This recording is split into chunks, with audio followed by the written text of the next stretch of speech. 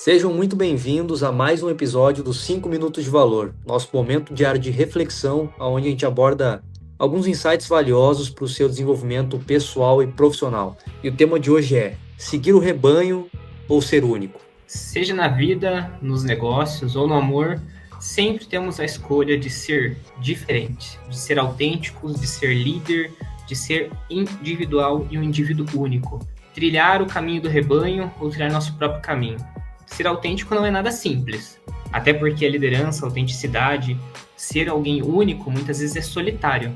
E quem se destaca se expõe a críticas, julgamentos, até o desconforto às vezes, de não ser compreendido de imediato. Mas, como é de costume dizer, quem não é visto não é lembrado, certo? Liderar, ser autêntico, ser único, requer coragem de demonstrar sua própria voz, sua própria individualidade. E mesmo quando não é fácil esconder isso da multidão. No próprio filme Coach Carter, um filme antigo, nosso maior medo muitas vezes não é se encolher, muitas vezes é brilhar, se destacar, sair da multidão.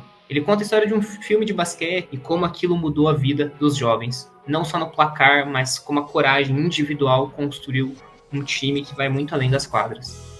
É ter o medo de ser único, de ser diferente, ser resiliente, não abrir a mão dos seus valores e ser autêntico é um fardo pesado. Nem todos estão a fim de assumir isso e sair da corrida dos ratos e sair de um ambiente onde você está acostumado a ser só mais um. Fazer diferença é não se apagar, é se inspirar e transformar outras pessoas. Bom, e por que a gente tem a tendência a seguir o rebanho? Eu acho que são 4 principais motivos, e todos eles estão relacionados profundamente à nossa psicologia e à nossa evolução. O primeiro deles é a segurança e sobrevivência, porque no passado, seguir um grupo aumentava nossas chances de sobrevivência. Estar num grupo significava que a gente ia ter mais proteção, mais força para lutar contra as ameaças externas. O segundo é pelo medo de rejeição. Somos seres sociais e a gente busca aceitação. O medo de sermos excluídos ou julgados acaba levando a gente a concordar com a maioria, mesmo quando discordamos internamente. O terceiro ponto é o pensamento coletivo. Quando muitas pessoas fazem algo, nosso cérebro tende a interpretar isso como a escolha certa. Esse fenômeno é chamado de viés da conformidade. E também tem o quarto ponto, que é a economia mental. Seguir um grupo exige menos esforço do que pensar de forma independente.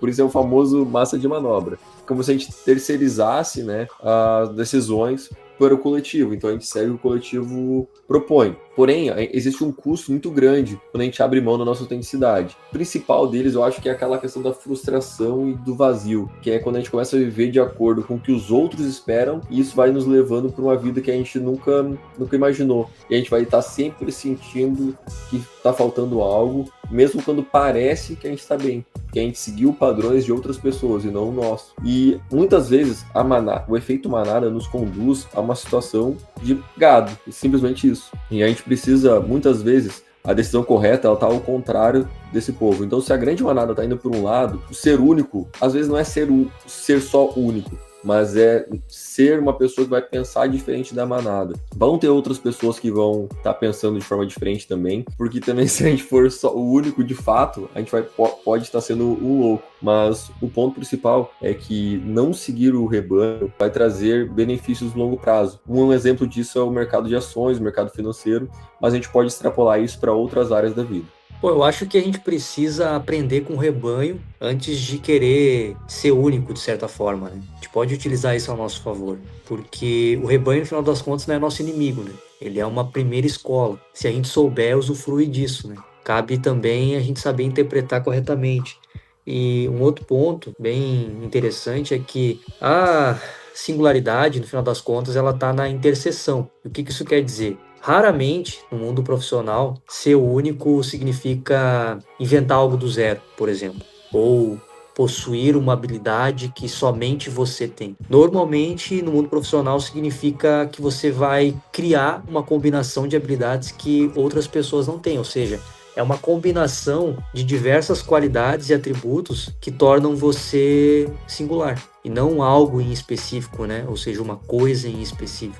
Bom, e dessa forma nós encerramos mais um episódio dos 5 Minutos de Valor. Eu queria já solicitar o seu like, seu comentário aqui nesse vídeo e já deixa sugestões para os nossos próximos podcasts. E até a próxima.